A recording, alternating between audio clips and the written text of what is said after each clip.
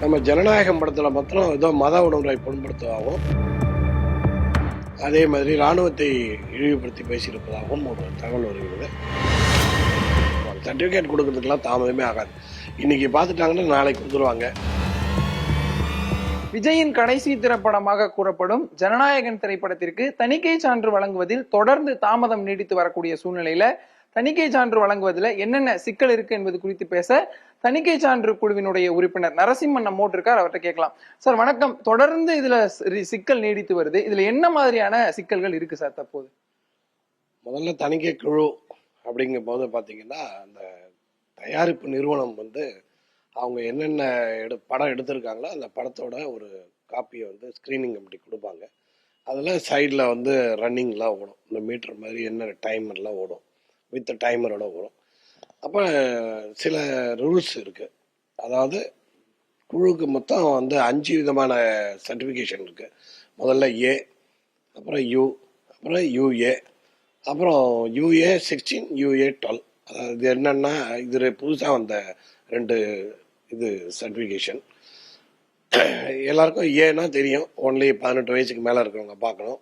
UA அப்படின்னாலும் எல்லாருமே பார்க்கலாம்.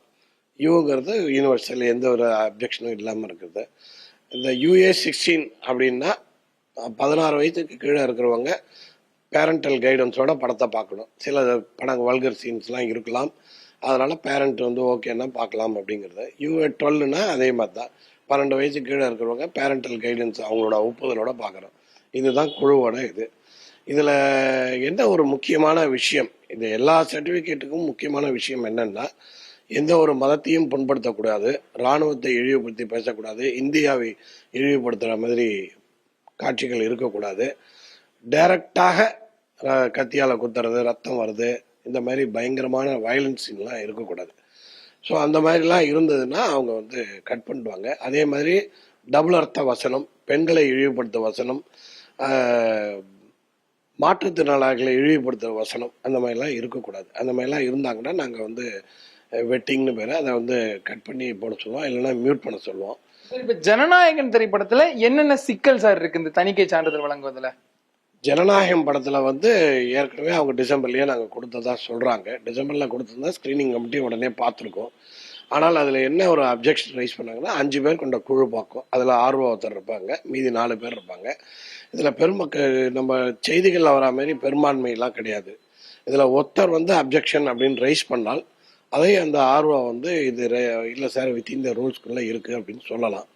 அப்படி இல்லை, அவர் நீங்க சொல்றது நியாயம்தான், அதனால இதை ரிவ்யூ கமிட்டிக்கு போகலாம் அப்படின்னா, ரிவ்யூ கமிட்டின்னு ஒன்று இருக்குது. இதுக்கு மேலே இருக்கிற கமிட்டி ரிவ்யூ கமிட்டிக்கு போகும். ரிவ்யூ கமிட்டியில் ஏற்கனவே கீழே கொடுத்துருந்த இந்த வெட்டிங், கட்டிங், இந்த மியூட்டு, ரிவ்யூ இதெல்லாம் கொடுத்துருந்தாங்கன்னா, அவங்க அது அக்செப்ட் பண்ணிட்டாங்கன்னா, அவங்க திரைப்பட குழு அக்செப்ட் பண்ணிட்டாங்கன்னா அது அப்படியே போகும். இல்லை இது எங்களுக்கு முக்கியமான சீனு, எங்களுக்கு தேவை, இதுதான் கடத்தோட முக்கியமான பஞ்சு டைலாக்கு அப்படின்னு ஏதாவது சொன்னாங்கன்னா அதுக்கு ரிவ்யூ கமிட்டி ஒப்புதல் கொடுத்தா வரும். ஒப்புதல் கொடுக்கல நீங்கள் மாற்றியே தீரணும் அப்படின்னா மாற்றி தான் ஆகணும்.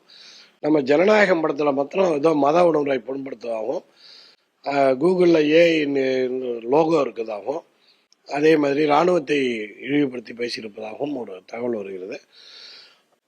அந்த மாதிரி இருந்தாங்கன்னா கண்டிப்பாக அது ரிவ்யூ போய் தான் வரும். அதை மாற்றினால்தான் மாறும். ஏற்கனவே ரிவ்யூ கொடுத்து பரிசீலனை எல்லாம் பண்ணி கடைசி நேரத்துல தாமதப்படுத்துறதா அந்த நிறுவனத்தின் சார்பில் தெரிவிக்கிறாங்க. இல்லை, அப்படிலாம் பண்ண மாட்டாங்க. ரிவ்யூ கமிட்டி ஓகே பண்ணியாச்சுன்னா டைரக்டா சர்டிஃபிகேட் இஷ்யூ பண்ணிடுவாங்க. அப்போ இது தணிக்கை குழு, இந்த படத்துக்குழு ஏதாவது தவறான தகவல் கொடுத்துருக்கலாம். சரி, இப்போ படம் ரிலீஸ் ஆகுமா ஆகாதா, இதுல இன்னும் என்ன மாதிரியான சிக்கல் இருக்கு? இப்போ 9ஆம் தேதி வழக்கு ஜட்ஜ்மெண்ட் வரும்னு சொல்லியிருக்கிறாங்க. அது எப்படி சார் இருக்கும்? ஜட்ஜ்மெண்ட் கோர்ட்டு தான் டிசைட் பண்ணும், அதை நம்ம ஒன்றும் சொல்ல முடியாது. டேட்டு டைம்லாம் ஸ்பெசிஃபிகேஷன்லாம் ஒன்றும் கொடுக்க முடியாது. ரிவ்யூ கமிட்டி கொடுக்குற இதை எந்த அளவுக்கு விரைவாக படக்குழு பண்ணி கொடுத்தாங்கன்னா அதை திருப்பி உட்காந்து பார்ப்பாங்க. இவங்க கொடுத்த ரிவ்யூலாம் இது கட்டிங் வெட்டிங்லாம் கரெக்டாக பண்ணியிருக்காங்களா பார்ப்பாங்க. அது ஓகேவா இருந்தால் சர்டிஃபிகேட்டை உடனே கொடுத்துருவாங்க. சர்டிஃபிகேட் கொடுக்கறதுக்கெல்லாம் தாமதமே ஆகாது. இன்னைக்கு பார்த்துட்டாங்கன்னா நாளைக்கு கொடுத்துருவாங்க. அதனால அதுலலாம் இருக்கு அப்ஜெக்ஷன்ஸ் இருக்கும். இவங்க அதை ஏற்றுன்னு இருக்க மாட்டாங்க. அவங்க அப்ஜெக்ஷன் நீங்கள் பண்ணாதான் நாங்கள் கொடுப்போம்னு சொல்லுவாங்க. அப்போ இதை இவங்க இந்த ஆர்கியூமெண்ட்னால தான் டிலே ஆயிருக்குமே தவிர நிச்சயமாக தணிக்கை குழு ஒரு தடவைக்கு பார்த்து ரிவ்யூ கமிட்டியும் பார்த்து ஓகே பண்ணியிருந்தால் நிச்சயமாக இத்தனை நேரத்துக்கு படம் ரிலீஸ் ஆயிருக்கும். ரிலீஸ் தேதி நிச்சயமாக ஆயிருக்கும். அதில் எந்த பிரச்சனையும் கிடையாது. விஜயின் ஜனநாயகன் திரைப்படத்திற்கு என்ன மாதிரியான சிக்கல்கள் இருக்கு இந்த தணிக்கை சான்றிதழ் வழங்குவதில் அப்படிங்கிறது குறித்து நம்மிடம் நரசிம்மன் தெரிவித்திருந்தார். புதிய தலைமுறைக்காக ஒளிப்பதிவாளர் சந்துருவுடன் செய்தியாளர் வீரகுமார்.